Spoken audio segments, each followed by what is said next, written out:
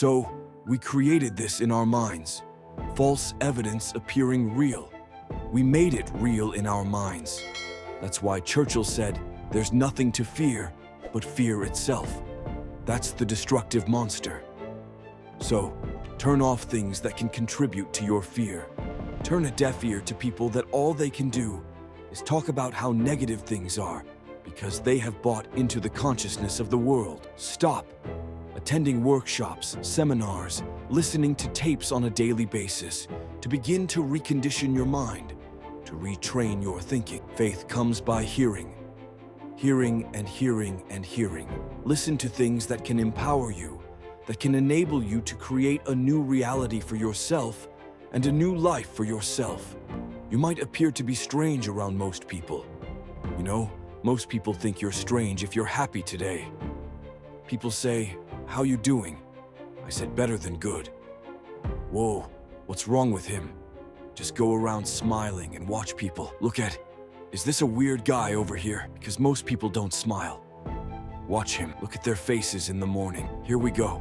Another Monday morning. How you doing? Haven't had my coffee yet. Don't ask me. See, these people have not found their purpose in life. That's why they're grumpy. That's why they're miserable. That's why they're so negative. They're hurting, and they want to hurt other people. So, start practicing using programs for your mind. Seminars, books, workshops. Keep a journal. Record your thoughts. What's happening with you every day when you get up? Have a journal near you. I use a Jack Boland journal so that I can write down my ideas. I keep it by my bed so I can write down my thoughts. See, ladies and gentlemen, we get 3 to 4 thoughts a year. That if we would act on those thoughts, they could change our life.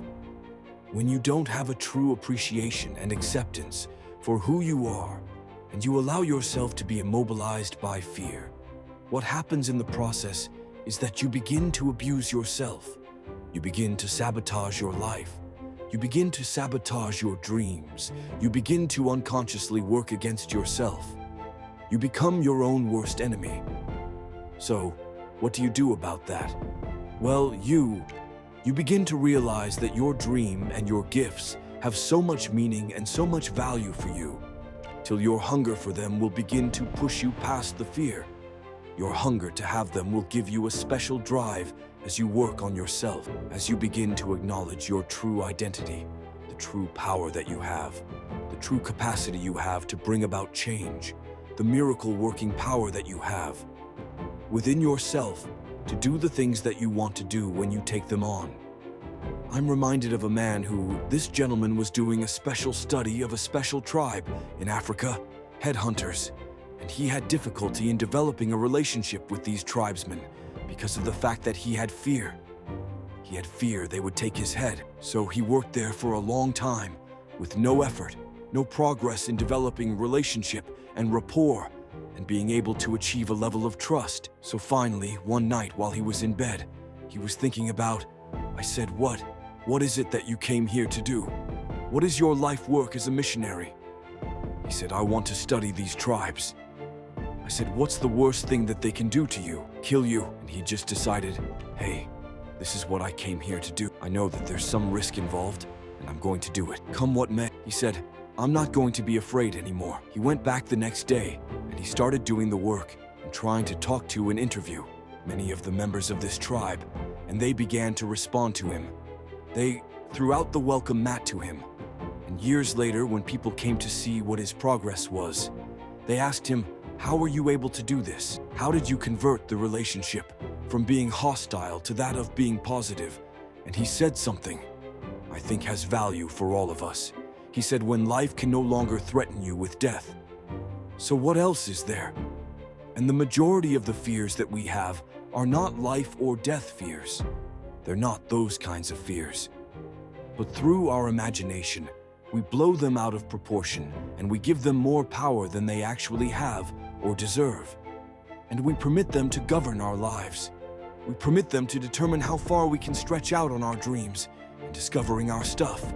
And as we begin to look at ourselves and begin to, wait a minute, just getting to the point as you assess yourself and begin to prove yourself and just say, wait, hold a minute. I've been sweating this out. What's the worst thing that can happen to me on this? Will it kill me? Will I die? Why am I going through all of these changes over this? How much power does this really have? And am I the one that's feeding the power into it? See, a lot of times we allow ourselves to be fed, to be programmed into being afraid. I mean, you watch the news and read the newspaper, you'd be scared to come out the house. Am I right? You'd be afraid. So, what kinds of thoughts are you feeding your consciousness? What kind of things are you putting in your mind that will enable you to either move forward or to justify why you're staying where you are? I used to be a door-to-door salesman. I had X number of TVs. I had a minimum amount that I knew I had to sell every day in order to provide for my mother, who was ill at the time, who had lost her job at the M&M cafeteria because of arthritis. And I said, I'm going to go door to door, and sometimes I would not come home until 1 o'clock at night. Knocking on people's doors, people closing. What do you want? Would you like to buy a nice working month's television set and no money down? No. What about an Emerson TV? No. Thank you very much. Do you know anybody else that would be interested? No. Thank you very kindly. Knock on another. Hello. Would you like to buy a nice working television set? No money, doubt. No. Get away from our door. Thank you very kindly. Do you know anybody else would be? Yeah, my cousin. He lives 2 doors down. Thank you very kindly. I'll tell him you sent me. Hey, your cousin told me that you wanted to buy a television set. Told me to come here and talk to you. We got a special discount for you. Yes, come in. I'm interested. I would just keep right on. I would not go home until I did it. It's an interesting thing, ladies and gentlemen, that when we put ourselves in a situation where we say, we're going to do it, it puts you in another zone where the universe responds to you. When you have that kind of consciousness. See, the universe responds to the man or woman that refuses to be denied. Because that is your commitment. That business that you want. That book you want to write. That dream that you have of controlling your destiny. That is yours. That power to create that and to manifest that, that is yours. That's available to you. But you've got to be willing to stand there and face disappointment. Not have support, be lonely, doubt yourself, sometimes be rejected again and again and again, become bankrupt if necessary, again and again and again, and refuse to turn around until life gives it up. Nothing can resist a person that has that kind of commitment. The people that have made a difference on the planet. When John F. Kennedy said, "We will go to the moon in the next decade," he spoke it. That was a commitment, and people shared that vision. People bought into that. We've had all kind of examples in history where people have made declarations who have committed their lives to bring about a difference. There are people who are taking a stand today against hunger. I guarantee you, it will be a part of our past at some point in time. Someone took a stand against polio. It no longer plagues us as it once did, because someone said, "It is my commitment to eradicate it from the face of the earth." Someone made the commitment. The reason that we're here and enjoying the democracy that we have. Someone made a commitment that whatever is required, if it means that I die, I remember Paul Robeson here. I stand for, I can do no other, and that's how you must be. Commitment means standing up for your life. It means honoring yourself. It means beginning to say and to see and recognize your alignment and oneness with the universe, and that you are a channel for life to express through. And we short-circuited with anger.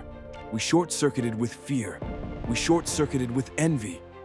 We short-circuited by being lazy or apathetic or giving up easily. Why? Why? We say, "Oh, it's too hard. It's too hard." We don't challenge our spirit. Ladies and gentlemen, there's nothing as powerful as the human spirit. You can't destroy. You can pervert it, but you can't destroy. I was reading Man's Search for Meaning. What a powerful book.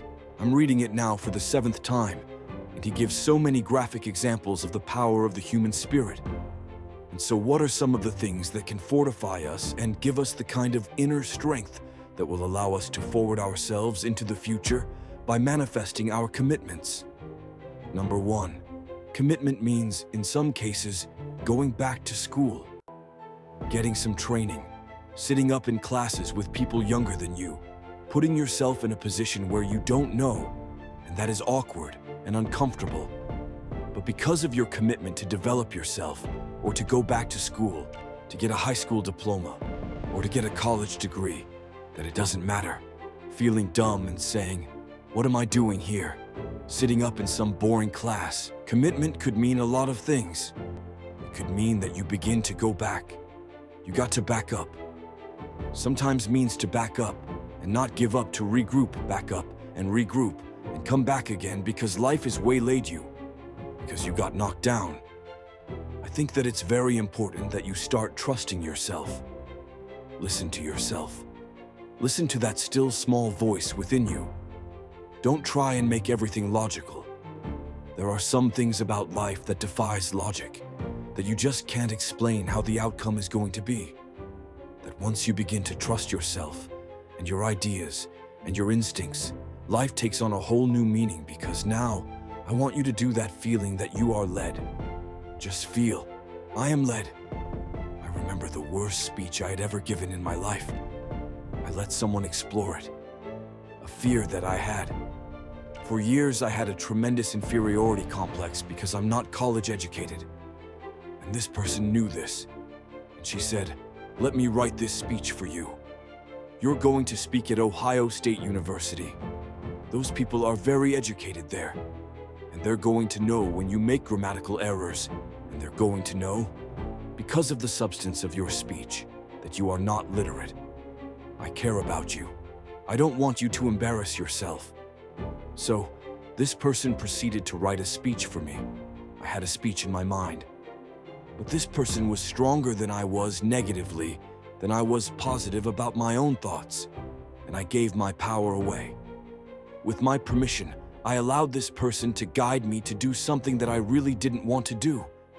But I didn't feel enough inner strength and conviction about my skills as a speaker and the message that I had to bring to stick by my guns. And I got up there at the Ohio Union, and I read this straight speech and did not move and did not take my eyes off the page, because I'm not accustomed to reading. And after I finished, some people gave me a standing ovation because I read it extremely well, and I was very tense and I was very nervous. Ladies and gentlemen, don't give your power away. You don't need anybody to approve your dream. It was given to you. If they can't see it, it's because it wasn't given to them. It was given to you. Hold it, nourish it, cultivate it, work on it. It's yours. It's your baby. Work on it until it comes into fruition. I gave away my power and I said, I'm not going to do that no more. Here's something else for those who make it today. Do what you know is right. Treat people like you want to be treated. Don't try and take any shortcuts. Don't try and cheat. Pay your dues up front. I believe, ladies and gentlemen, what goes around comes around. You can pay now, or you will pay double later. So, do the right thing. There might be a tendency sometimes, because of the negative part of our consciousness and our own programming, for us to want to say, "Well, I just do it this time." It won't matter. Won't nobody know. Ladies and gentlemen, everything matters. And you're somebody, I'd rather lose out on my dream, doing the right thing than the cheat, trying to make a shortcut to get to my goal. I want to be able to look myself in the mirror. And that's what you want to do. There's no saying judge a man not by what he does, but by that he doesn't have to do. And to judge a true quality of a man is what do you do when nobody's looking. See, there's some good out there for you in the universe that has your name on it. And nobody can get your good. It has your name on it. They can't take your stuff. It's your stuff. So, when you know that whatever you're seeking, it's also seeking you, you don't worry. You don't run scared. You don't think somebody is going to take it from you. You listen to the inner voice, and you always take the high road. That will be the tendency, the natural inclination to take the low road. You must resist that. Here's something else I encourage you to do. If you want to make it today, keep your agreements. Keep your agreements that you make and establish a network of people who will also do that. Establish a network of people in your life that you can count on, that will be there for you when you need them, and you'll be there for them. Here's the other thing is, you're working on your dream. A lot of people have been calling me saying, "Hey man, I read about you inevitably. Boy, you're lucky." Ladies and gentlemen, let me tell you something. Here's something else. 3 P's to have in your life. In working on your dream and doing your life work, you must be patient, persistent, and positive, no matter what.